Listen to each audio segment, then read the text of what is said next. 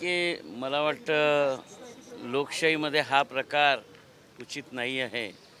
ज्या पद्धतीनं परमपूज्य डॉक्टर बाबासाहेब आंबेडकरांवर वक्तव्य झालं त्याचा निषेध सर्व स्तरावरून होत आहे आणि मुद्दामून तुम्ही काँग्रेसचं कार्यालय फोडाल तर मला वाटते की या देशात अस्थिरता होईल आणि या देशातले दोन मुख्य पक्ष काँग्रेस आणि भाजप आहे। लोकशाहीमध्ये विरोधी पक्षाची भूमिकासुद्धा महत्त्वाची असते आणि जर विरोधी पक्ष तुमच्या चुकलेल्या गोष्टींकडे लक्ष केंद्रित करत असेल आणि त्याचा हा बदला तुम्ही घेत असाल तर हा निषेधार्थ आहे। याच्यावर कारवाई व्हायला पाहिजे आणि जेवढं हे प्रकरण चिघळवल्या जाईल तेवढा निषेध हा सर्व स्तरावर होईल असं मला वाटतं। भाजपकडून स्पष्ट सांगितलं झाली, अनेकांना हॉस्पिटलमध्ये न्यावं लागलेलं आहे।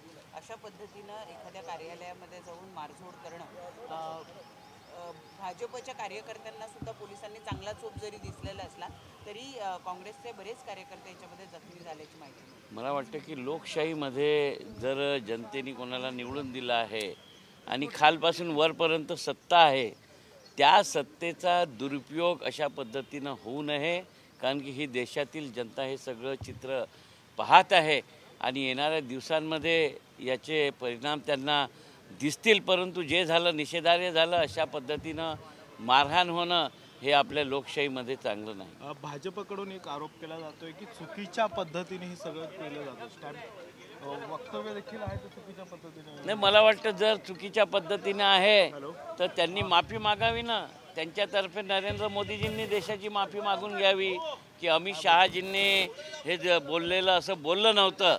जर ते बोलले नसतील असं तर त्यांना माफी मागायला काय हरकत आहे। आमची तीच मागणी आहे की त्यांनी माफी मागावी।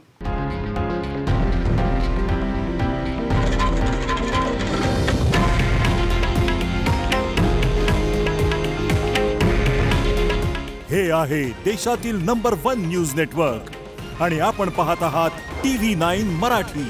काळजी तुमची, हित महाराष्ट्राचं।